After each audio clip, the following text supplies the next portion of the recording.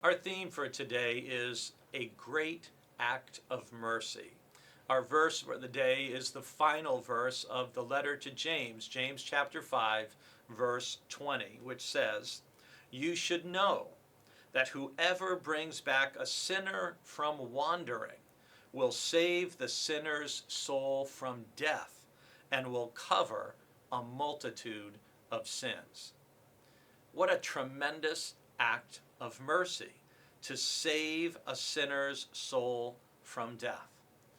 Uh, a lot of times we can be hesitant to share our faith or to tell our faith story to somebody else. We can be hesitant in speaking with someone in conversation or someone we're a friend with. It could even be a relative who doesn't share our trust in Jesus, who doesn't share our faith conviction or belief.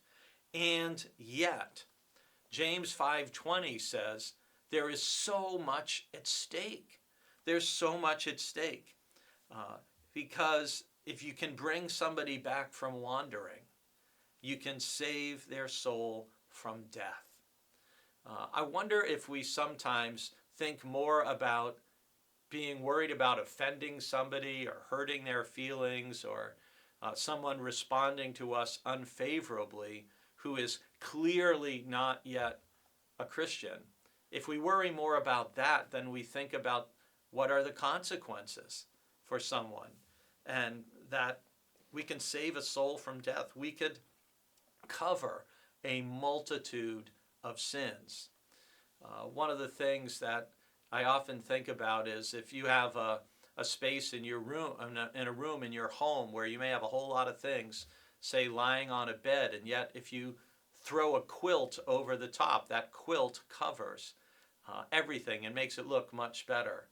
And part of what we can do for somebody else is we can help to cover a multitude of sins by leading somebody back or leading someone for the first time to Christ. One of the interesting things we're seeing culturally, not just in America, but in Great Britain as well, is there is a significant increase in the number of men who are now attending church. And I think there's a number of reasons for that. Part of it being, I think people are experiencing a void in their life, looking at the turmoil and uncertainty and borderline chaos that we're seeing in so many ways in life in this world right now. And people are looking for something reliable and trustworthy that they can depend on. And certainly, our faith in God and Christ is something trustworthy and reliable. People may be more open to spiritual conversations than you may be giving them credit for.